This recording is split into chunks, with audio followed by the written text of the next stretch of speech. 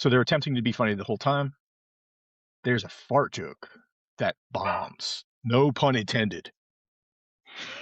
Like, I was disappointed because they set it up so well. Eugene Levy's like, red meat doesn't agree with my stomach. And Sam Oh. Jackson's like, whatever, we're going to get a burger. And I'm like, Chekhov's fart, let's go. But it's so bad. It's so sloppy. Anyway, at the same time, no, it's not a sloppy fart. It's a real squeaker.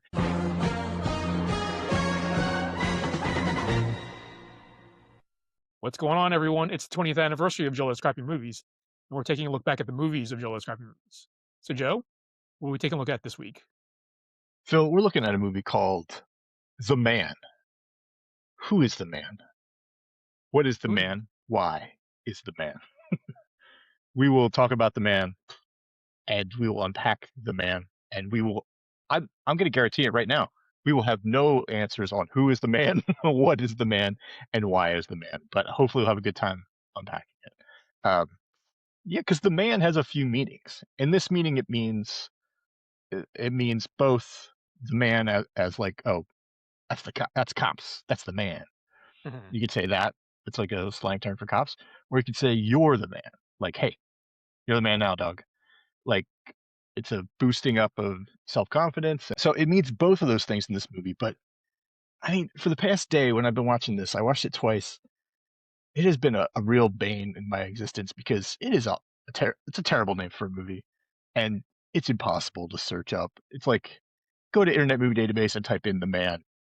No, it won't. It'll be like, did you mean the Man of La Mancha? No, no, no, no. Did you mean the Man in the Iron Mask? I didn't. It'll offer dozens of other options, but it won't offer the man. If you put in the year, you'll get it. The Man, 2005. You'll get there. But you can't do that on a TV when you're looking for the streamer. Give me the man. And then you're screaming into your remote with the microphone button to give the man to you, and that's a whole Mhm. other problem. But anyway, this is a movie starring Eugene Levy and Samuel Jackson. It's directed by a man named Les Mayfield, who I wasn't 100% familiar with at the time, but I did dip back into his resume, and he's got movies that everyone has heard of. It looks like he was a second unit director on movies like Back to the Future, where he directed the Back to the Future documentary. Um, he directed Back to the Future: The Ride, but his first solo movie was absolute banger, Encino Man. Love it. It's a cherished childhood movie for me. I love it. A couple of years later, he did the Miracle on 31st Street remake. He did Flubber, never saw it. He did Blue Streak, which I think is close to what he's doing here in The Man. Blue Streak is the uh, Martin Lawrence movie where he plays a cop that hides something in a vent, goes to jail, and comes back to get it, and dresses up as a pizza delivery man to do so. But that's Les Mayfield. That's a quick crash course on Les Mayfield. He did The Man and another movie, and then has not been seen of since. He's still alive. God bless him. Um, but let's talk more about the movie itself. It has these two actors, Samuel Jackson and Eugene Levy. Um, I took a look at where both of them were in their career at this point because this was after the third American Pie movie. So you got Okay. American Pie 2, and American Wedding. No, yeah, right? Or American Reunion. I can't remember which one is the third one. I think it's Wedding and then Reunion? That makes more sense, right? Yeah, because they have like I don't kids know. at the reunion. Whatever. So he was firmly established. Like, of course, Eugene Levy was in SCTV and was like in Splash and like a billion other movies. Like he's been around for a long time, and everyone knew who he was. But after the American Pie movies, he sort of became like a bankable player. This is one of two movies I could find where he was the headliner. Like, he was it was a two-hander, and he was like on the poster, name above the credits, that sort of thing. This and Cheaper Than a Dozen too. But he was in a point in his career where he was doing really great stuff, like fun movies, and he was. I want to say like the best use of Eugene Levy is he's like a expert scene stealer. Like you need someone to come in and just like breathe new life into your movie, at a really strange point. It's great. Like he does it in a dozen, or not a dozen. He does it in by the dozen too, but he does it in a bunch of Steve Martin movies, and he does it with Cusack and Serendipity, and of course he did it with American Pie.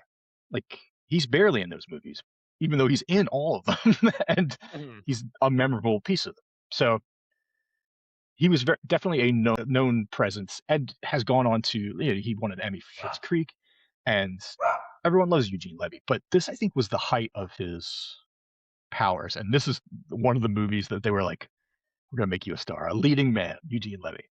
But they teamed up with Sam Jackson, who was at this point in his career just an absolute beast. I think by this point in 2005, he had already fought Sith Lords and um, saved the world with Ice Cube and Triple X2, and coached a bunch of uh, high schoolers that were down on their luck. And a year later, he would be kicking snakes off planes. This was really a glory era for like A-lister Sam Jackson. He was living his best life. Um, Maybe not doing his best work, but that's not fair. And that's the thing about this movie. It delivers these two characters, and it's Sam Jackson being a badass motherfucker, and it's Eugene Levy being a neurotic nice guy, and they're both doing it great. Like they're mhm, both doing what they do so well and doing it together in a story about it's basically a buddy cop movie. The story is Eugene Levy is mistaken for Jackson's character. You're not going to believe how, because at a glance it doesn't make any sense. But basically, he sits down at a counter holding a USA Today paper, which is the signal for the bad guy to come over and give him a gun, and then all hell breaks loose. And the bad guys think Eugene Levy is their point man, and then Sam Jackson's the cop who is actually the point man, but he uses Eugene Levy to sort of build his case and to take these bad guys out. But Eugene Levy doesn't want that. He's just a simple. He's not even a dentist. He's like a dental supply salesman. And just to drive that home, there's like I was googling stuff, and like a promotional thing of floss came up for the man. If you like, yeah, go to see the man, get some floss. Great. Can you imagine people picking popcorn out of their teeth in the middle of the movie? Um, as promotional materials for movies like, it's pretty good. Like, Not bad at all. Very like, unique. he's a Something. dental supply salesman, it's dental floss related to the movie.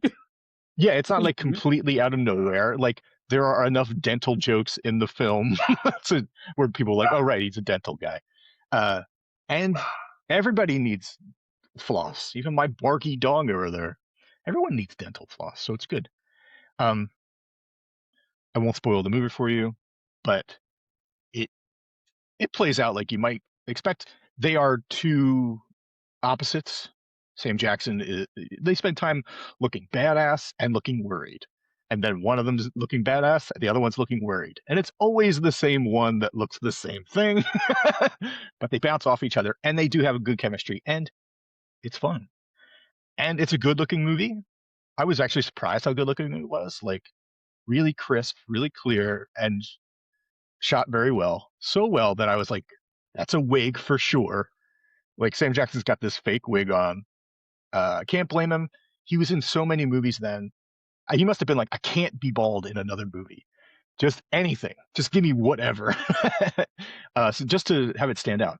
Um, but I mean, the movie looks great. So great that I was able to see details like that.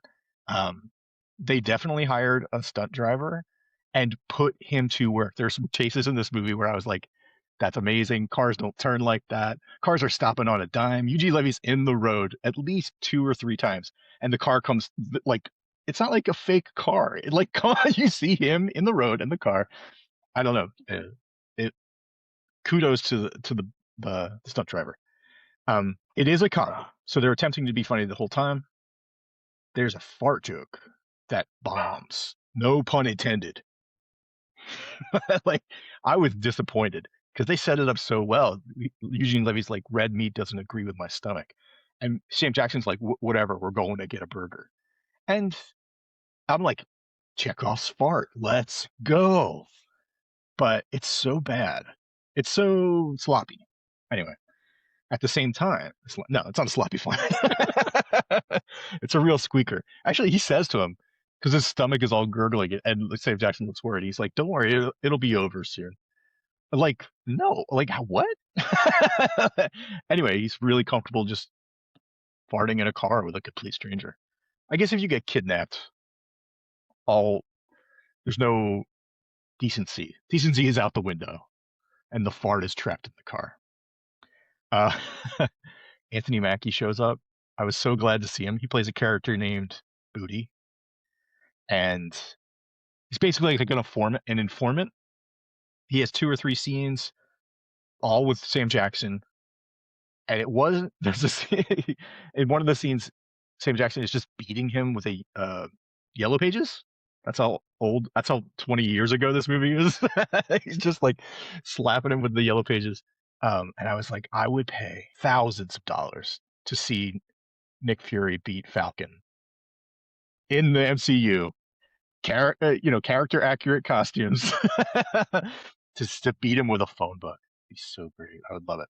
I mean, Mackie, Doomsday is coming up, so you never know. you never know. Mackie is good in this. He's so young. Like he's almost he plays. It's very comedic. It's very high energy. For some reason, though, this movie did not click. It ended up making about $13.5 million worldwide. Oh, Which, yeah, believe it or not, China didn't really go for this movie. I don't know what it is. I don't like.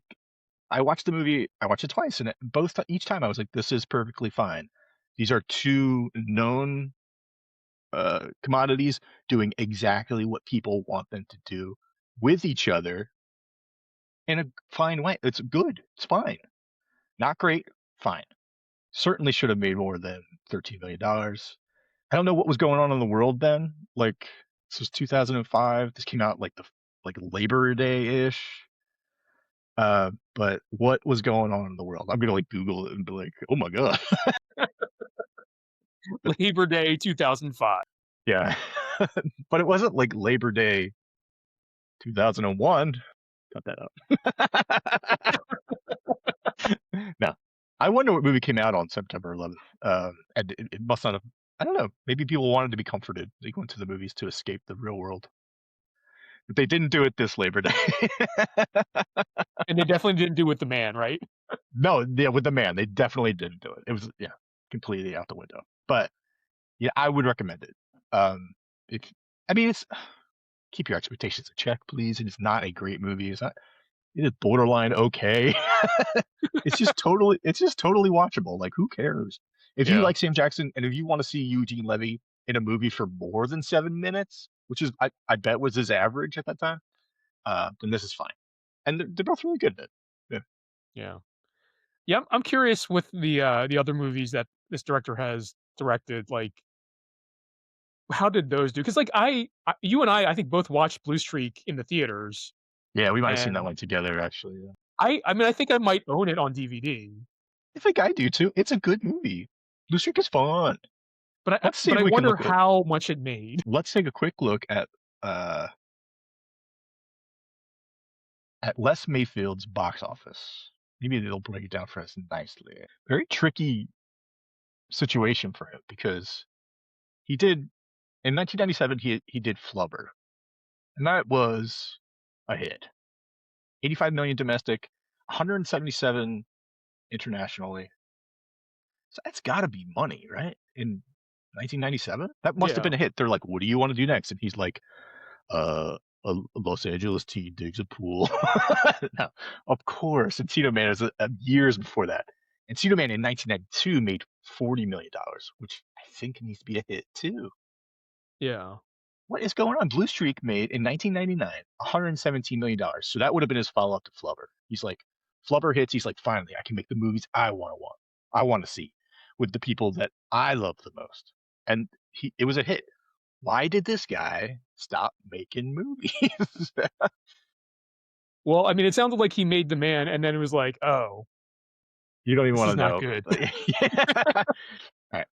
So here's his resume: Flubber, Blue Streak. He did a movie called American Outlaws. I don't know if you remember this. I think it's the Colin Farrell, Ali Lauder cowboy movie. That does not sound familiar to me at all. Oh yeah, Scott Con's in it. I remember seeing it and being like, "Oh, I like all these people. Why are they doing that?" uh, oh, Timothy Dalton's in it. Terry O'Quinn. Yeah, so he did that. I'm willing to bet that didn't make any money. That was 2001. 2005, he did The Man, and then he followed it up with 2007, codenamed The Cleaner, which is a Cedric the Entertainer movie. Cedric the Entertainer and Lucy Liu, and that didn't make money either. But what has bro been doing since then? No details. Hope he's okay. Yeah, I mean, so it's like it kind of sounds like he made money early on in his career, and which like let him do these like later 2000s movies. I don't know. Do you think it's just like there wasn't star power? I guess I don't know. I mean, star power's in that. I mean, Sam Jackson was huge in 2005. Yeah, but he's not really a comedy guy, which it sounds like The Man is a comedy, right? It's definitely a comedy. You know, I'm gonna say up front, we don't know what's going on, but I'm gonna say the best case scenario is he became disenchanted with Hollywood. Hollywood Mhm. taking his movies, wringing out the good, making them into terrible, and just being like he didn't like the system. That's a best case scenario. But I mean, God knows. I mean, I could probably do some research, but Yeah. Um. So is it kind of like Odd Couple, like with Sam Jackson and Eugene Levy, like trying to yeah, work together? yeah, they certainly are opposites, and they butt heads, and that's where a lot of the humor comes from. And it is interesting, and they are interesting together. But for whatever reason, people just were like, "No, thank you. We're not interested in that right now." Yeah. Um. And like it sounds like Eugene Levy is mistaken for Sam Jackson. Like, is there a scene where Eugene Levy has to act like Sam Jackson? Oh, okay. There are two callbacks, big funny callbacks. I'm glad you mentioned that because it is worth mentioning. So the fart thing happens, and then I was like, gross. Like they missed it. Total fail. The fart comes back later, and I was like, I see you fart. But in my second rewatch today, that didn't work. Even the callback didn't work so well for that. But there was another grouping of callbacks where Sam Jackson. I'm going to spoil it a little bit, but it is still very funny. I think it'll be funny even if you just know it's coming. But there's a point where Eugene Levy is like, "Why do you even need me? Like, just let me go." And Sam Jackson is like, "You're my bitch. Like, he takes that stance. Like, you're doing this because I said so, because you're my bitch." But then there's a point later in the movie where it calls back to that, where Eugene Levy is sort of in a power position because they're meeting with the bad guys, and the bad guys are like, "Who's your friend? He looks like a cop." And Eugene Levy's like, "He's not a cop." And the bad guy's like, "Well, who is he?" And Eugene Levy says, "It's my bitch." and and he calls him over, and they do a whole lot of like, tell him you're my bitch. And like he makes him say it and he slaps him on the butt. It's a lot of stuff like that. And in both times I'm watching that today, I was like, holy crap. Even though I'm not laughing out loud myself, I know this is funny and I can hear audiences. I can imagine being in a theater and hearing the roars as he delivers each line or slaps him on the butt. Like I know that worked. I know that worked in theaters. Um, so that kind of dynamic, that kind of role reversal was really fun. Uh, if they'd been able to find a few more of those, I don't think, yeah, I don't think this movie failing is the fault of this movie. Normally, you can say like, "Oh, that movie sucks." People didn't see that movie because that movie sucks. No, I think people didn't see this movie because it was just the wrong time. That's what I'm saying.